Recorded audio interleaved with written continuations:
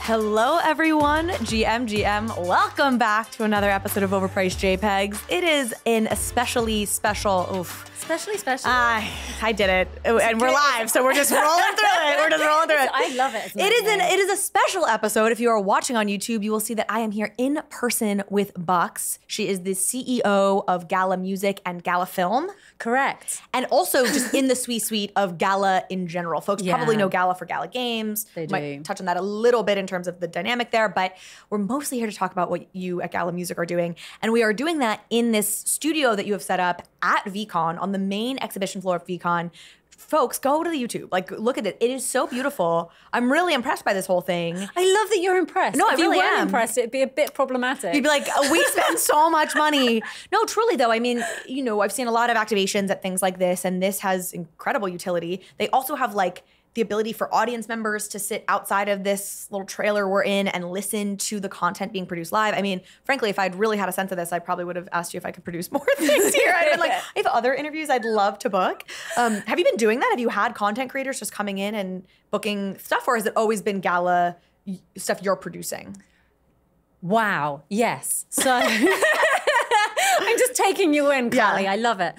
So yesterday was all about artists. Okay. So they had this pod from 9 in the morning till 5 at night recording their songs, which was amazing. So you got to listen out there and really, I think, immerse yourself in the experience that you would never normally get to see or hear.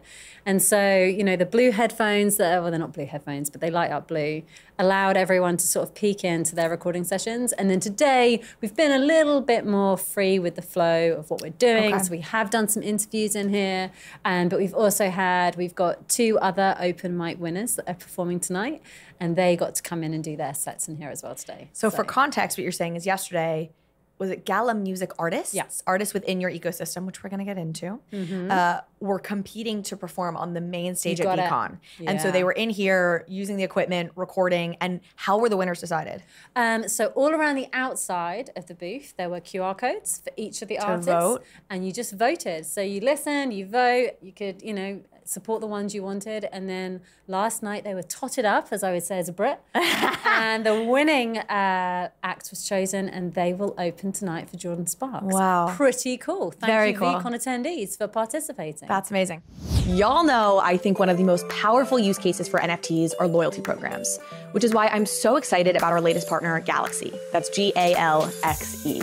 Galaxy is a leading platform for building a Web3 community. It is a no-code, plug-and-play solution to create task-based campaigns and loyalty programs. With over 67 million users, Galaxy has worked with folks like Optimism, Polygon, Arbitrum, and more than 2,100 other partners with reward-based loyalty programs of their own. And I'm especially excited to announce their latest product offering, Galaxy Mint List. Mint List enables NFT projects to issue allow lists based on different user profiles. It's free to use, and projects can then take advantage of Galaxy's other offerings, like Task and Quest, which incentivize audience growth and user retention in the long term. Go beyond the mint and keep using Galaxy's infrastructure to reward users through on and off-chain actions. Galaxy's goal is to help projects grow in an authentic way and help them retain their users and communities over the long haul. And as a user, you can start contributing to your favorite Web3 communities today, joining allow lists through Mint List and earning rewards, NFTs, oats, tokens, and points. Go to galaxy.com right now, that's Galaxe.com right now, or click the link in the show notes to get started. Your Web3 community is waiting. I am so excited to announce that this year, Overpriced JPEGs has partnered with OpenSea, the world's leading NFT marketplace, built for everyone, creators, collectors, noobs, and experts alike. I'm an OpenSea user because they have the best selection of NFTs and a truly inclusive view of the ecosystem, supporting 8 chains and 8 global languages. I trust the systems they've put in place to keep the space safe, like copyright protection, malicious URL detection and removal, robust verification, and more. It's why they are the place to buy, sell, and create NFTs. That's right. You know OpenSea, you use OpenSea, but did you know that OpenSea now has drops? New exclusive projects launch every week from top projects and creators, and you can check them out now using the link in the show notes. They also recently introduced self-serve drops, which is in beta, and allows creators to launch their projects right on OpenSea. This Drops product gives creators access to tools like rich storytelling drop pages, multi-chain support, and drop mechanic customization. The full launch for self-serve drops is coming this spring. So check out the upcoming drops on OpenSea right now using the link in the show notes and own what moves you. You'll also be supporting the show in the process. I want to summarize my understanding of what you're doing with Gala Music. Okay. Do you want me to give you a grade? Sure. But mostly I want you to react and correct where I get it wrong. Okay. But I am going to preface it by saying I think what y'all are doing, you and I have spoken before, is really interesting. I do think conceptually it's fantastic and different than anything else I see happening in the music space in Web3, and is really interesting as a way to decentralize a system that is very flawed, right? The traditional music world. I think we go with broken. Broken. Yeah. They're not for the consumer, which we'll talk about. Oh, yes. Which is tricky. It's great for the consumer. Oh, my goodness. Yeah. I am still, however, a little bit skeptical of can this work? Too. So I'm going to push fun. and we're going to back and forth on that. Okay. Here's how I would describe this. Remember, I do like a challenge. Come on, I know I told my producer, I was like, this is going to be a fun conversation because I'm going to be like, I don't know. And she's going to be very fiery back, which is what I love. Okay. So my understanding is you have a 3-piece ecosystem here. And I want to start, because this is how it makes sense to me. Oh, 4-piece. Oh, so I'm already messing up. But let's move through this and we'll see how it happens. Okay, I appreciate it. So you have these things called nodes, which essentially are record players. Think of them as a music player. Mm-hmm. And then you have artists that are within the Gala Music ecosystem, and they will say, hey, I have this new single coming out called Bucks is Great, or a song coming out. It's gonna be a hit. It's good. I can tell already. And we're gonna release 100 versions of that song to be bought up by fans of the artist Carly. Right? Carly's producing the song Bucks is Great. Of course she is. Of course she is. And 100 people come. They each buy an individual version of Bucks is Great, and then they can, if they are node owners themselves, node runners themselves, they can play Bucks is Great on their own node, which is, as we described, a record player. Or they can pair it with somebody else's node, somebody else's record player, and that record player is the record player that gets to play that song. Then, the final piece of this is every time a particular song gets listened to by a consumer who listens to music, every node, every record player that has access to that song, right? 100 versions of Bucks is Great, all 100, if there were 100, let's say, all 100 nodes that have Bucks is Great paired with them get a cut of the revenue from that song being played. And then I say one final thing, and then you're going to grade me. Additionally, anybody who bought one of the 100 versions of Bucks is Great get additional access points, right? They get the things that a song.xyz is promising, right? Where, hey, you bought this song and now maybe you get additional access and you get cool perks and you get cool benefits from the artist. How is that as a explanation? What did I miss? What did I get wrong? It's pretty darn close. I'm going to give you like a definite A. Maybe not a star. Not okay. I got an A plus, but like just an A. That's good, fantastic. Right? Thank you. No, you're welcome.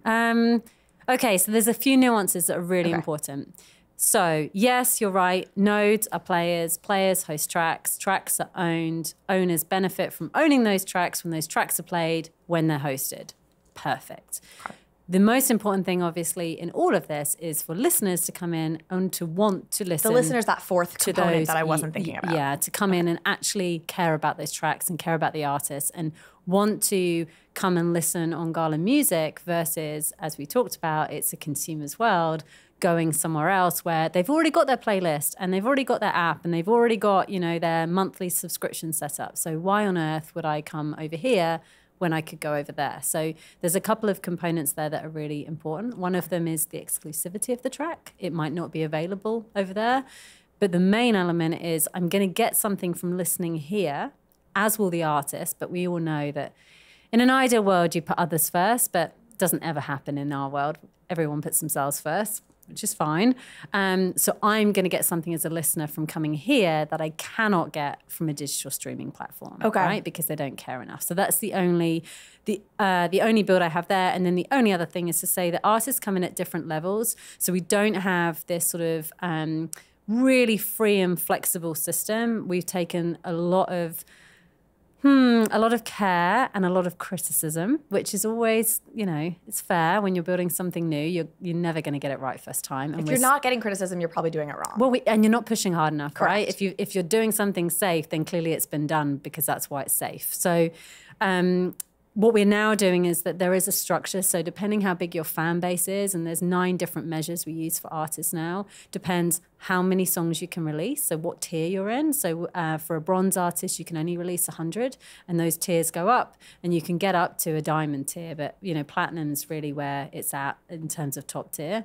And then you do have a price variable that you can choose from as an artist, depending what you want to do.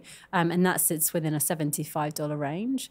And what that does is it makes the system a little bit more sustainable and a little bit more balanced. So you can't just come in and drop a load of NFTs and flood give us, the market. Exactly. Okay, and so the artist picks a price point. They say, hey, it's going to be $75 per track, and I'm going to release 100 or whatever. Yeah, so they can pick. How many editions can be released of any given track? So for a bronze artist, you can only do 100, and you can, and you so don't it'd be like have the same song 100 times or 100 songs one time. Can you have that kind of flex? Do you see what I'm saying? No. So it's so the way it works is that you've got a song and there's 100 tracks for that song. Got it. And so up to 100 people can potentially enjoy and own that song. Well, everyone can enjoy it, but own that song. But as an emerging artist that's a bronze tier, you don't have any flexibility. It's $100 and $100. You can't charge $150. You can't go any like that one's set. When you go into silver, you've got a bit more flexibility. So you've got a higher quantity of 300, and then you've got a margin of $75 that you can choose depending how comfortable you are and what you think your fan base can support. Because obviously for people that are buying these tracks, I have to be careful how I phrase this. It has to make sense. You have to have bought this track, and for this track to then, generate the rewards that make you feel, okay, well, it was good that I bought that, right? Because if we want to give to charity, we'll go on Just Giving. Sure. I think it is, again, this is what I respect. I do think this is a very thoughtful, you approach this very thoughtfully.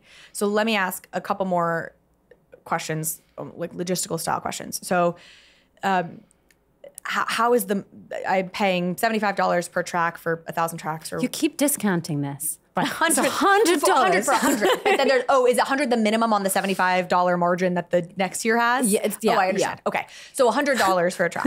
I'm teasing you. I understand. I love it. But where does that money get distributed?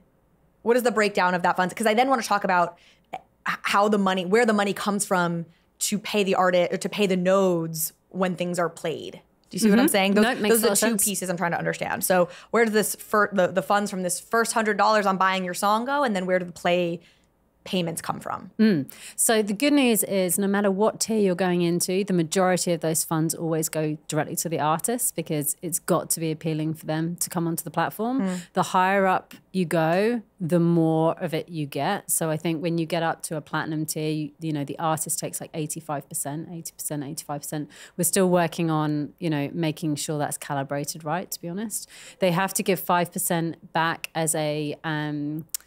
basically a budget that they use on experiences. Gala leans in and does some stuff for them as well on top of that. And then the rest of it, that's where your distribution comes from. Right now we're in a... So that additional 15% is where the distribution payout comes from for when the song gets played. That's it. So basically the distribution's dynamic. So depending what's being bought in the ecosystem then really affects what goes across to the node owners and the track players, what can be distributed so that we don't have an inflationary system. While we're in this, we're calling it calibration phase because we can't tell anybody when we're launching on exchange for all the reasons we've just got a standard set distribution of what is effectively a test token going out every day. And the only people receiving that are node and track owners. Nobody else is getting any of that right now. I don't want to stay too much in these weeds because I want to talk bigger picture about this, but I do want to make sure I fully understand this. So, explain to me where the token comes in to this. So the token's what you receive for running your node. Okay. And for being a track owner. And so what we do is we look at the plays that are happening on the platform every day. And based on those plays, an amount of token that based on, the spend coming into the platform gets distributed among those people. Okay. And the majority of that, again, I have to be really careful, but the majority of that distribution does go to the people that own nodes and tracks. Okay. A significant majority. obviously you're bootstrapping a network here. And it's like with anything where the more people who come on, the more advantageous, the better the whole system works, and then it draws more people in, and at a certain point you hit that like exponential point, and that's the dream with all of this, I imagine. Who do you see as the right fits for the early adopters that will bootstrap this and make it work? Such a good freaking question. And it's something I've been talking to people about today.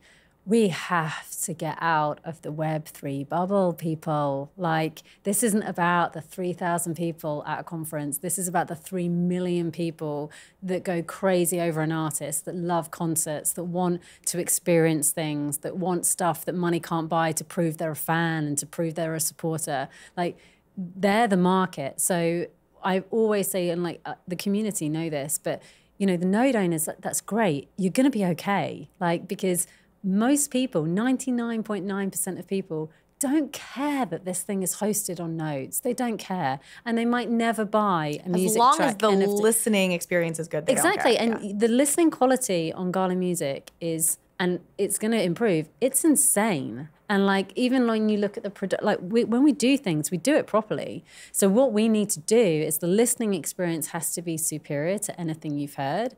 And all the auxiliary benefits around it is that as a fan, I'm coming here and I'm getting something by listening to music I'm enjoying, as well as something else just by being here and supporting an artist. Now, I haven't bought a track at that point. I'm listening to a track. I'm engaging. I'm gamifying the system. I'm voting on which artist I think is going to be most popular. I'm doing all of these other things. But by doing that, the Web3 community are like, hang on a second. There's 25,000 people coming into this ecosystem and they're all playing and they're all listening. And now other people are starting to buy tracks because they see how many plays these things are getting and they see how much value that brings them. So you need the listeners. But you made the point that nobody's doing this for charity. So the listeners will come because of the exclusive benefits. So it really starts with the artists you attract. What are the right, is it indie artists? Is it people who want to be outside of a label system or feel like they won't succeed within a label system? Is that the early artists who are being drawn to Gala Music? Yeah, so in an ideal world, it would be that. It would be you do this, then you do this, and then you do this. But it doesn't work like that. It's a continual system of pulling levers. So you need a little bit of this, and then you need this, and then you need this. Artists want to come to the platform if they can make money by coming to a platform and they can have a good experience. They can only make money and have a good experience if there's people that want to buy their music. People will only want to buy their music if people want to listen to their music on the platform. Without listeners, you don't have artists. Without artists, you don't have buyers. Without buyers, you don't have listeners. The entire thing's it's a chicken and egg problem to get started. It is a chicken and egg problem, and I'm not playing checkers. I'm playing 4D chess at any one given moment in time. So we've got a strategy where we have the big artists coming in, and I mean major names, and there's some others thanks to a couple of deals we've done. We've talked about one.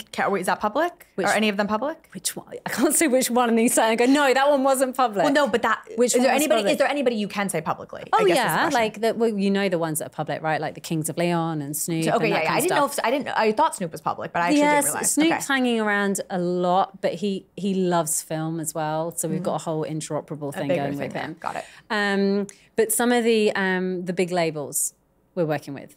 Okay, great. So that's a bit of a leak. But we've got to deal with one of them coming. And so those artists, they're the fan drawers. So you bring those artists in. We don't need those fans to buy tracks. We need those fans to come in and support their artists. Exactly. And to get incentives for listening, which may be token, but really for those fans, what do they want? They want merchandise, they want experience, they want the lower end stuff that the Beams holders aren't really interested in. The Beams holders and what will be token holders are interested in those bespoke experiences you cannot physically buy, that they can then own. They can sell them if they want, they can experience them if they want, but it's those items, it's those assets, it's those tracks that they can't get anywhere else. So as an artist, you're catering to two different audiences with Gala Music. You're catering to the people who are buying the tracks you're selling, which come with a certain set of unique access and benefits. But you're also to attract the listeners. I mean, some of that is if you release this song exclusively on here, clearly that's, but you're trying to find ways to recruit listeners to listen on here as well. That's what and merchandise is part of that. It's like a lower hanging fruit way to get listeners on. And that's where the gaming angle works, right? Like what you need are millions of people coming on every day for a few minutes doing something, engaging the ecosystem until we have those 1,000 tracks where, oh, look, I can come and stream as well. We're done at that point. Do you think, is merch enough of a draw to get people to not go on Spotify? It's not just merch, right? So I wish I could say the name, but I'm not sure I can say it. But when these individuals come in, yes, they have merchandise, but they have other things as well. So it's concert tickets, it's Zoom calls, it's interviews, it's like, so you're experiencing an artist, and you see it today, right? These speakers get off the stage and they're just instantly swarmed by people just wanting to say hi, wanting a picture with Gary, wanting to, like, people want that connection, and that's something that Gala Music can give them and is already giving people at an emerging artist level. But we put on a barbecue with Snoop. You went to his to his compound, look at them all like, yeah, see?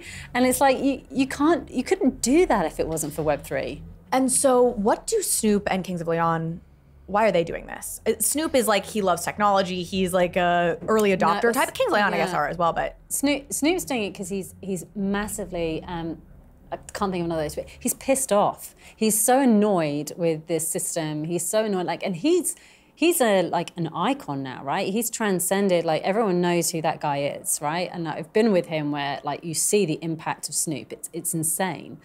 And yet he doesn't make money from his music, not from his streaming.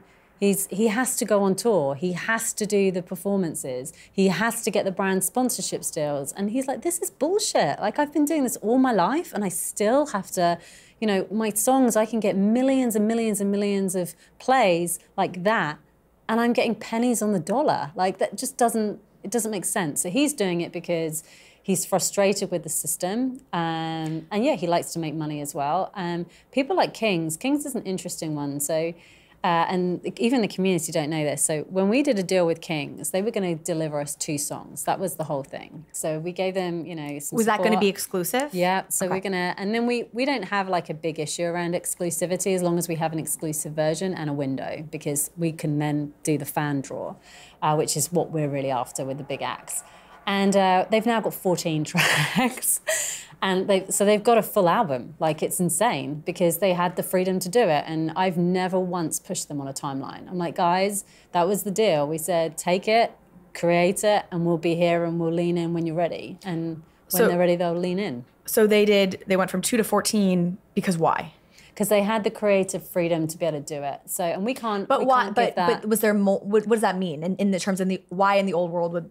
Why do they have, what freedom do they have with you that they wouldn't have had? Yeah, it's a good question. So in the old world, in their contracts, they had to deliver an album. And they had to deliver an album in this time frame to this quality. And then they would go through the process where songs wouldn't make it and would get cut out, and they were too long and they would get cut. And so there was a whole process behind it. So when we met them, we said, well, give us a couple of songs. You're going to make more from a couple of songs with us than you would in the traditional world anyway. We'll win because we'll bring in, they have a massive fan base. You'll bring in your listeners. They can support our rock artists and other artists because we've got genres that we think they will like. And you can engage your fans in a better way because you'll know who they are. So you can give them tickets, you can give them access, you can give them merch, you can give them whatever the hell you want, as well as doing some really high-end stuff for the All Access store.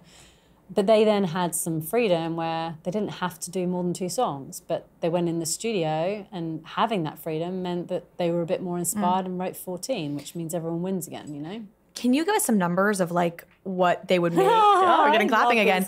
Can you give us some numbers of what they were making what they would maybe make for 2 songs in a streaming world, which we probably know are literally pennies on versus what they can make with a Gala Music? Yeah, I mean, it's not even comparable and what's interesting, and again, this is a bit of a leak, but what we will likely do, so our node owners are very patient people. Some of them are very grumpy people right now. But what we would do, so those guys will be able to make millions of dollars from a couple of tracks, right? But what we will do is we will then drop the other tracks associated with the album to the node owners. So our community will win as well, because it only works if everybody wins. So break that down for me. So they're going to make millions of dollars off of these 2 tracks, selling the tracks. Yep. So that's not on plays of the track. So they make their money up front, right? So they come. So and artists sell in their, general in this system will make the money up front. Yep. They will not make it on plays. and then they then get some residual income in perpetuity from their tracks. So the artist is never at risk ever. But they have to have a fan fit, right? So you can't make money unless you're fan dependent. And it's lovely. City of Sound, one of our bands, that's what they coined. They said, we're not just independent, we're fan dependent. Because if your fans love you, you're good. Let me introduce you to a brand new company that I could not be more excited about, Web3 Sense. A Web3 analytics platform that combines on-chain data with social media insights to give you the deepest, most meaningful intelligence into any NFT community. I have tested other analytics platforms out there, but Web3 Sense has the most comprehensive capabilities I've seen in the NFT ecosystem. They apply sophisticated data science to wallet histories to determine behavioral patterns and help shape predictive analytics. In other words, they can tell you which Twitter accounts are actually the influencers in your space. And they can tell you what resonates most within a community by looking at what other communities token holders are involved in. The number of use cases here is virtually unlimited. So whether you're a trader, creator, institution, brand, agency, I promise Web3 Sense has data that you want to see with the deep and actionable insights that you need to build, analyze, grow, start, whatever you want to do within the NFT space and in terms of building a business and a community. Now, they are still in very early days, so they're eager to connect with the community. So if you're interested in learning more about what Web3 Sense can do for you and your business, and you should be, go and fill out the very short form linked to in the show notes, and someone from their team will reach out with more information and an opportunity for a product demo. Trust me, you won't regret it. Y'all know I love Ledger, the world leader in critical digital asset security. When you own crypto, what you actually own is a private key that gives you access to your coins.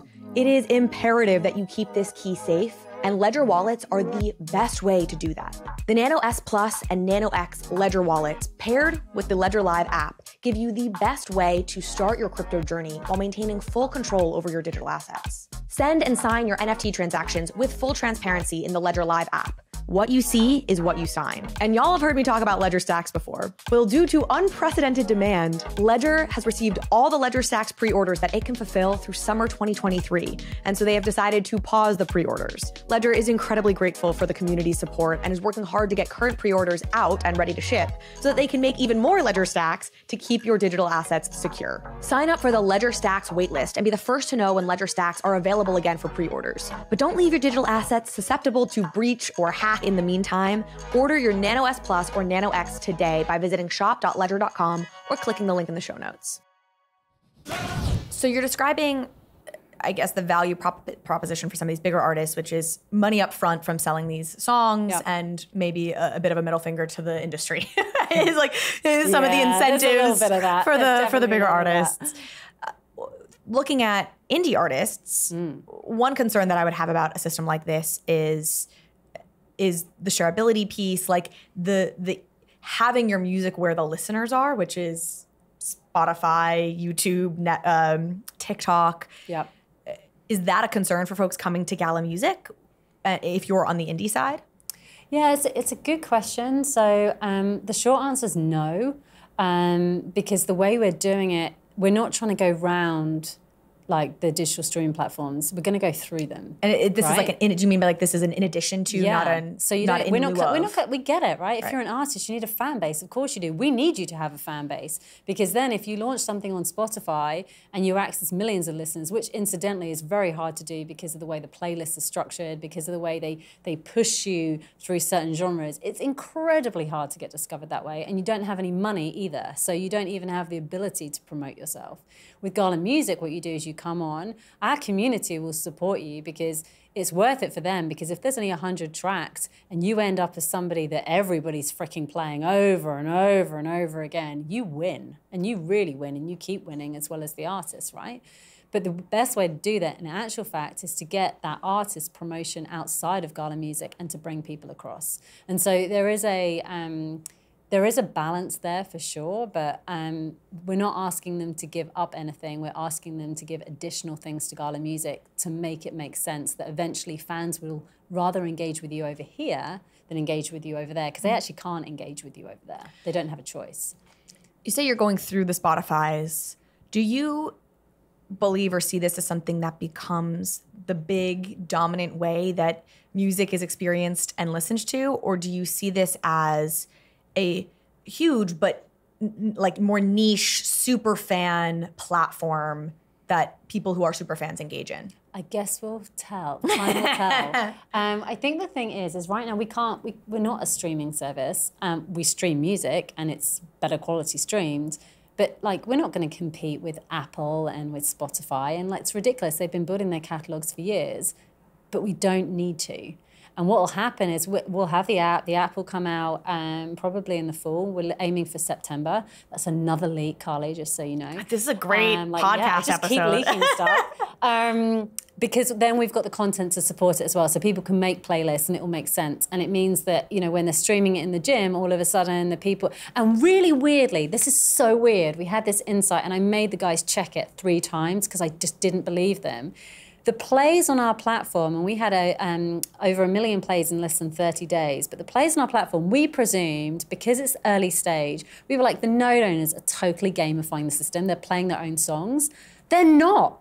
It's so weird. They're playing whichever songs they like. We were looking at the data and we were like, this is so weird. The songs that are getting played by these people aren't owned by these people. They're owned by those people. So it's really interesting that even at this super early stage, but is that because the token is in beta and you actually haven't rolled out a token with a value that people are trading on Uniswap? Like, so this was a question I think I'd asked you when we did our pre-call, which is, do you worry about essentially airdrop farming in something like this and not having an organic, natural streaming market because people are streaming for plays? So what's interesting is from what I've now seen is I'm much less worried about that. And I think the guys know, and we've been quite candid with them about the intention for what a beam is to when the token goes live.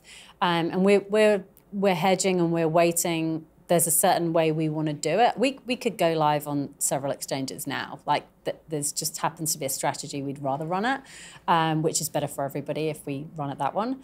But again, the listeners don't know. The listeners don't care who owns the track or which node it's hosted on. They won't even see it. So from their point of view, they're coming in and they've got the new Kings of Leon album that they can listen to, that they're actually now being able to be recognized for listening to it. And as fans, they're now able to get things because they've been here and listened to.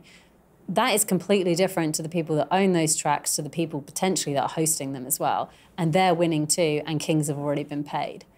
I used to be many years ago, I was I'm really old, right?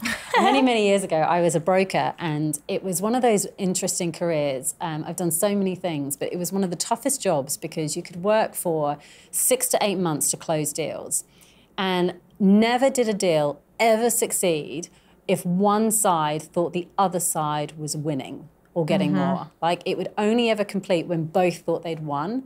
And it made me really aware of, like, everyone can talk about economics and balance, but it's such an emotional thing. And with music, I am so clear that it has to be a triple win strategy, because if it's not, it just won't work, you know? So this is what I'm trying to wrap my head around, and I don't know where I fall on it yet. When I think about inclusions of tokens, make me nervous. Yeah. They make me nervous too. Like, it always feels like when you have a token every day and think, why, Bucks?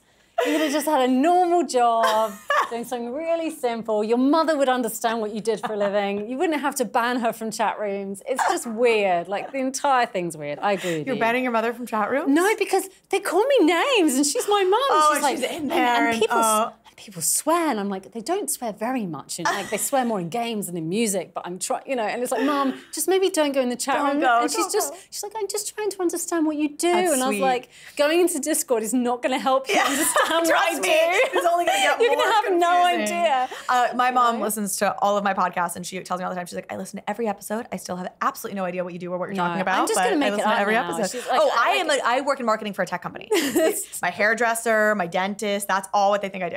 Okay, but so with this inclusion of this token, what always makes me nervous is that I talk about this in the context of Blur all the time, right? Like, if the token value goes to zero, the whole thing implodes. Yep. I can't, because there's so many moving pieces here. I'm trying to wrap my head around it. How much is that a concern here, where the token itself having value I'm thinking, I guess the people who care most about the token price would be the node operators, correct? They're in this to get the payout of this token. And one has to assume that might be why they're in it. They might just like supporting music, Carly. Okay, that sounds like a hard business to scale. Now we're back in like charity world a little bit, you know, of like you've got to get the handbook. I know you're kidding. Yeah. But I'm just disclaiming in case things get played back to me a lot. You can imagine, right? No, of course. And there are probably people who love music, and you have 25,000 nodes and 7,000 that are live right now. Is that how? But 25,000 will end up being the total number of nodes. Yeah. Okay. So the node operators are the ones who probably care about the token price. What do you think happens to this whole system if the token price crashes? Less people will turn on their nodes, and those node people are going to make more money because there's less nodes in the system. So that is interesting.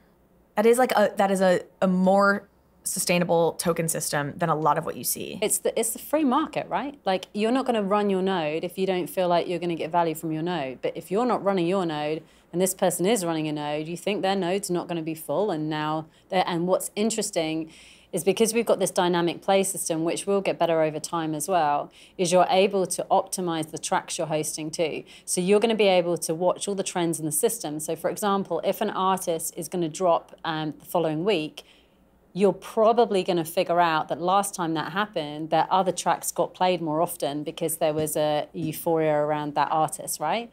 And so if you don't happen to own those tracks, you probably want to try and host those tracks. And so you're optimizing how your play is working because you're the DJ, right? And now you're playing the popular songs. Everyone's coming to your party.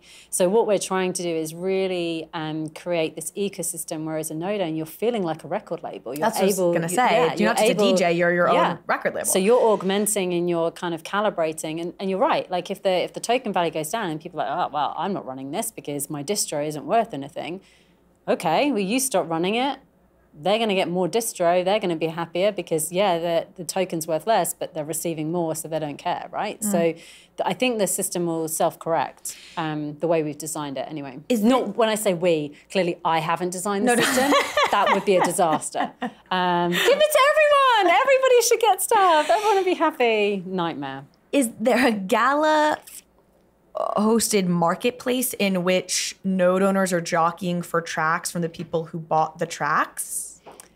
Potentially in the future. There might be a way that you can get your node working better for you than other people because of the things that you're doing in the ecosystem. Yeah. There's a lot of moving parts to this whole baby. Can you imagine? And I'm doing film as well, just for fun, you know? Oh my God. Yeah. But luckily, I say clearly I have an amazing team. Awesome team. Right. Okay. So let me ask you this then, in terms of the songs getting dropped, because now all these savvy people realize they want to get this particular track because it's going to get played a lot.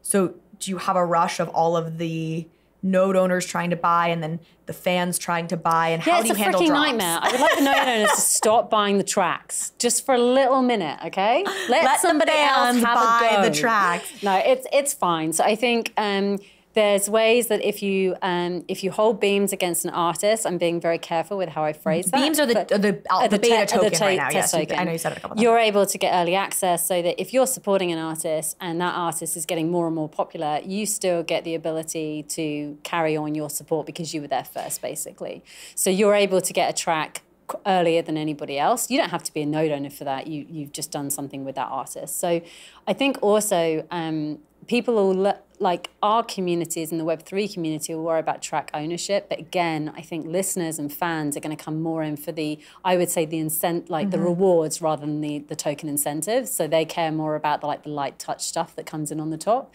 which again, I don't have to own a track necessarily to benefit from that. I just have to be part of the ecosystem. So what chain is this all built on? Oh, that's such a good question.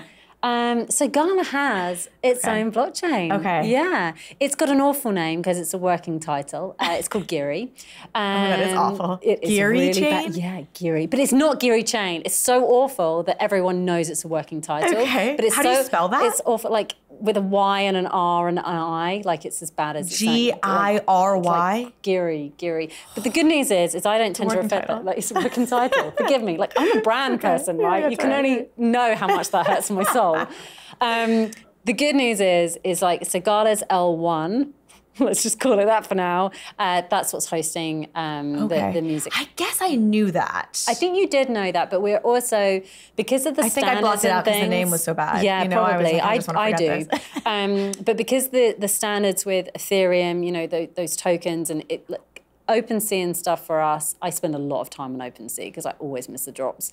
It's really important for us for the standards and things. So we're just working out that balance. But Geary makes a lot of sense for us because it's much lower cost. Gas fees are just, they're a killer. We all know that, right? And so that can be quite prohibitive to bridge stuff in and take stuff out and all that kind of thing. Is there a blockchain architecture that Geary is most comparable to, like a Flow or a Solana or like that? You know, there's so many threads to pull on. I mean, even just the nodes as record players, like I have no idea how that technically is working. I would love to know that, but I don't even want to go down that rabbit hole because we have 5 minutes left. Yeah, you really should go down that rabbit hole. Like maybe not with me, but the guys that have built the node infrastructure, it is next level freaking clever. It's unbelievable. So we're Jason always phrases it as like we're I think he calls it semi-private rather than semi-public blockchain because we're based on Hyperledger Fabric. But they took, and I say they because it was the guys on the game side that made the call very early on that they wanted to have that system because they wanted to give particularly some of the big brand partners we were working with some control over what was going on chain. So that's why they made that decision. So we will bridge out to a lot of things. We need to be able to play with others. That's something that I've always been quite openly critical about what we do within the company as well as outside of it, of like, Gala tends to kind of build this little wall and go, no, we're all good over here. And I'm like, guys, like seriously, there's an entire world over there. Let's go and talk to them. So I love Hugo at Flare. Obviously, Flow is an interesting one because they're going through some of their own stuff right now, but obviously Polygon does incredibly well as well. So there will be partnerships in the future with some of the bigger chains, I think. Again, I'm not even going to go into the full architecture question mostly because I know that you're higher above that, and also I'm not prepared to have that whole conversation. But he would be really angry with me if I was like, Shing, come on, just come on, hop in and just try, put you on the spot. Well, so let me, as we start to wrap here, I asked you earlier, do you see this as replacing your Spotifys of the world someday, or is this a something that, if it goes well, is more on the fringes, but is big and powerful with lots of people? Let me frame this way. Do you have a sense in your mind of how many active listeners, participants, however you want to quantify it, y'all need to have for this to work and sustain itself? Oh, interesting question. We don't need that many for this to work, but I want millions. Beyond no disillusion. And by work as in, does that mean profitable? Like you don't need that much for this to be profitable enough for y'all to keep it running? Correct. Like you need tens of thousands of people. Like the entire thing to work. Like you really don't need much. But I imagine there's been a lot of investment put into this. Has it been expensive to set this whole thing up? And are you? Yeah, of course. But we're completely self-funded, and everything we've done through music and film, we've reinvested in music and film and then some. So we've made damn sure that not a dollar's flowed into the ecosystem that's ever flowed out again. Like we are going to keep building this thing. I don't like the idea of bringing external people in because we've always done things our own way, and to have that control and that ability to change your mind and to add things and to listen to the community and make a decision that if you had other shareholders, your interests become misaligned. And I think it's really important ours stay true to what we were doing in the first place. So yeah, we've put a fair amount into this, yes. Yes. Okay, so it'll be fine. So you only it's gonna be fine. No, it's keep smiling. It'll be fine. So you only need tens of thousands in your view to sustain the thing. You want millions. Yeah. I will say, I am impressed. I see, like, I do think you have fewer fault points, let's call it, from an architecture perspective than a lot of things that are like, we're the decentralized X, Y, or Z, right? Mostly because that token system is this circular three-legged stool thing where one thing goes and the rest of it collapses. Everything goes, and I don't think you don't have that same exact dynamic here, which is very interesting. I do think there are so many levels to this that it makes me nervous, right? Like, it's your own blockchain, and if the guy, like, whatever. There's so many different ways there's so many different things. I love that you're nervous because it means we're pushing it. If you're like, you come across so many projects and so many things that if you were like, yeah, seems fine. Yeah, no problem. I'd be like, are we going hard enough? So then here's my question to you, which is, and I've asked this before, and it's maybe an unfair question, but it's an interesting one. So I'm going to put you through it. If this doesn't work, why do you think that will have been? What is the weakest link See, the problem you've got with someone like me is Do tell. it will work because I'm not going to stop until it works. So there isn't a situation where this won't work. We've got the resources. I've got the team. We've got the vision. It will work. It might need tweaking. It might be slightly different, but it's going to work. And when you say millions of users, like, oh yeah, millions of users, 60 million people in the US alone a year play fantasy sports. You want to give them a music app that they can engage with where it's not even fantasy and let them play on that? All right.